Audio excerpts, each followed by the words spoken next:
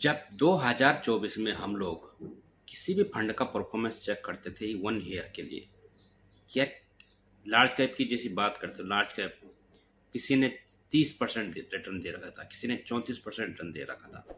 Mid cap की बात करें तो बहुत सारे फंड जिन्होंने 50% का रिटर्न दे रखा था, 60% का रिटर्न दे रखा था, 70% तक भी बहुत सारे फंड ने रिटर्न दे रखा था।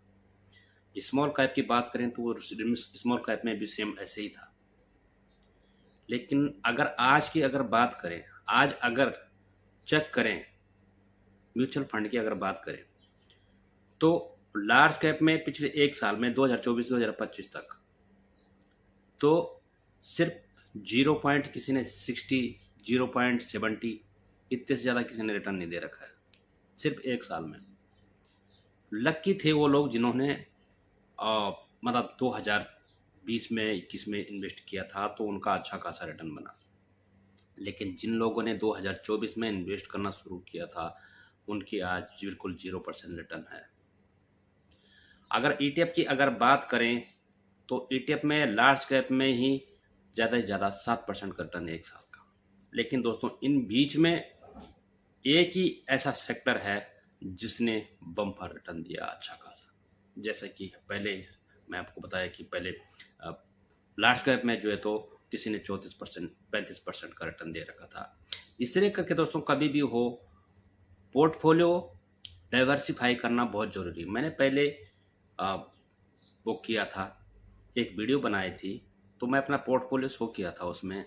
तो काफ़ी लोगों ने जो तक ऐसा बोला था कि आपका बहुत ओवर डाइवर्सिफाई है। दोस्तों वो सेक्टर है गोल्ड का सेक्टर। गोल्ड के गोल्ड में अगर आप देखेंगे, जबकि पहले अगर बात करते हैं तो पहले जो है तो 2024-25 से पहले 24 या 23 से पहले तो वहाँ पर गोल्ड का इतना रिटर्न ज़्यादा नहीं था। गोल्ड का रिटर्न बोलते थे इक्विटी से बहुत कम आता है, ऐसा आता है वैसा आता है, बहुत कम आता है। लेकिन अगर अभी बात करें 2024 से 2025 के बीच में अगर गोल्ड का रिटर्न अगर आप चेक करेंगे तो 35% का रिटर्न जो है तो गोल्ड ने अभी दिया है।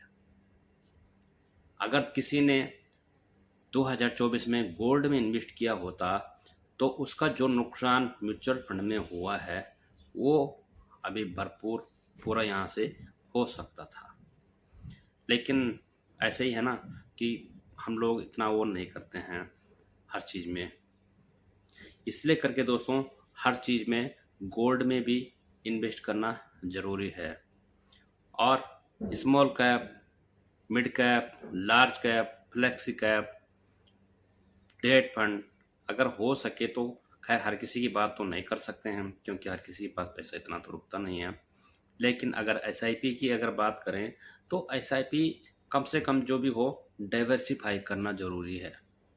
नहीं तो अभी कुछ जो लोग बोल रहे थे कि नहीं नहीं ये तो बहुत ज़्यादा वो डाइवर्सिफिकेशन है, ओवर डाइवर्सिफाई है, ओवरलैपिंग है, इतना ज़्यादा नहीं करना चाहिए। अभी आप देखो तो वैसे तो खैर हर कोई फंड जो है तो अंडर परफॉर्मिंग है। लेकिन अगर स्पेशली अगर क्वांट की अगर बात करें, क्वांट स्मॉल कैप की, तो क्वांट स्मॉल कैप बिल्कुल बहुत ज़्यादा ही अंडर परफॉर्म है। उसने जो तो एकदम रिटर्न जो दिया है एकदम माइनस में ही दिया है करीबन एक साल, पिछले एक साल में।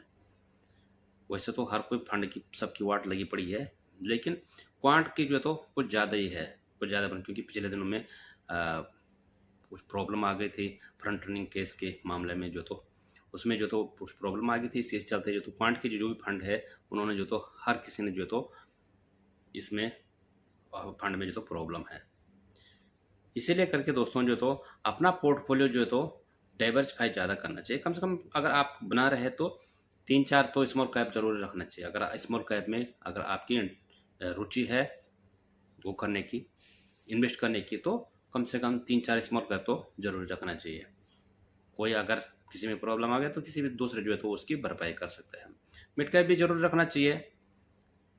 जैसे कि अभी अच्छा खासा मोतीलाल ओसवाल ने जो कि सारे फंड जो गिरे हुए हैं तो मोतीलाल ओसवाल ने थोड़ा थोड़ा जो है तो उनका जो तो वो किया है। जबकि आज 1-2 साल 2-3 साल से जो तो मोतीलाल ओसवाल अच्छे रिटर्न दे रहे, अच्छा दे रहा था। देखिए जब हम 2024 से पहले चेक करते थे तो मोतीलाल ओसवाल का जो तो कम से कम 65 60 इतना परसेंट उसका रिटर्न था एक 1 ईयर का।